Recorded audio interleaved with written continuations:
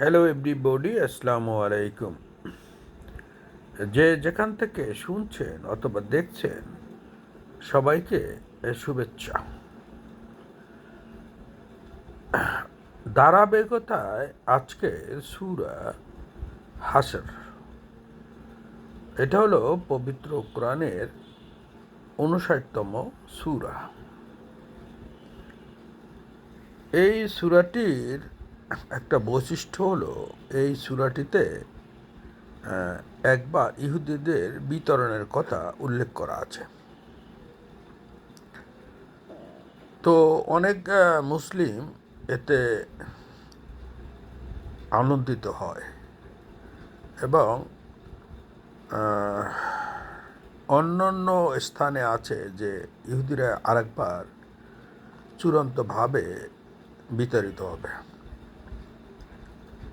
সেটা স্বয়ং আল্লাহ তাআলাই করবেন। আমার কথা অন্য জায়গায় হলো এই যে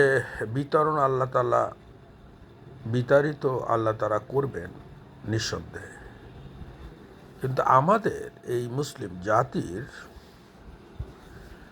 জ্ঞান বিজ্ঞানে অগ্রসর হতে হবে। আমরা দেখি যে জ্ঞান বিজ্ঞানে ইহুদিরা অনেক এগিয়ে গেছে। দেখুন, তারাও দাড়ি রাখে, টুপি পরে, আমরাও দাড়ি রাখি, টুপি পরি। তাদের টুপিটা ছোট, দাড়িটা বড়। আমাদেরও দাড়ি আছে, টুপি আছে, কিন্তু তাদের সংখ্যায় অনেক কম, মাত্র ১ থেকে ১.৫ কোটি। আমরা হলাম ২০০ কোটি প্লাস। আমাদের এক অংশ জ্ঞান বিজ্ঞানে কিছুটা এগিয়ে যাচ্ছে, কিন্তু বাকি বৃহৎ অংশ জ্ঞান বিজ্ঞানে অনেক পিছিয়ে আছে। তো আমাদের আসলে জ্ঞান বিজ্ঞানে এগোতে হবে তাদের সাথে টক্কর দেওয়ার জন্য। সারা পৃথিবীতে যে ইহুদিরা আছে, বেশ কিছু রাষ্ট্রের কোর পয়েন্টে তারা আছে এবং সেখানে তারা নীতি নির্ধারণে ভূমিকা রাখে, স্পেশালি আমেরিকাতে। সেখানে আমাদের অবস্থান নাজুক। তো আসলে সূরা হাসরের সারমর্মে এই কথা আসলো কেন? যেহেতু এখানে ইঙ্গিত আছে আল্লাহ তাআলার, এই জন্যই বললাম। তাছাড়া এই সূরাটিতে আল্লাহর ক্ষমতা এবং আল্লাহ এবং রাসূলের সাথে কোনো রকমের কোনো তাল বাহানা করা যাবে না, এরও ইঙ্গিত আছে। তো যাই হোক, একটু ব্যক্তিগত বলি, সঙ্গত কারণে আমার দাড়িটা কেটেছি, তবে এরপর আর কাটার ইচ্ছা নেই।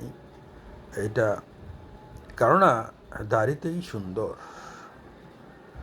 আমাদের নবীজি দাড়ি রেখেছেন, ঈসা নবী দাড়ি রেখেছেন, মুসা নবী দাড়ি রেখেছেন। তারা তো আল্লাহর নবী। তাদের অনুসরণ আমরা করলে আমাদের দোষটা কোথায়? বরং সওয়াব পাওয়া যাবে। তবে পবিত্র কোরআনে কখনো কোনো জায়গায় দাড়ি রাখার কথা বলে নাই। আমি দাড়ির বিরুদ্ধে কথা বলি না। দাড়ি একটা সুন্নত, একথা আমি স্বীকার করি। পাশাপাশি দাড়ি রাখার অনেক গুণ আছে, শারীরিকেও গুণ আছে। তো যাই হোক, আমি এই সূরাটির বিস্তারিত আমি ফেসবুক আইডির উপর অংশে এবং ইউটিউবের ডেসক্রিপশনে দিব।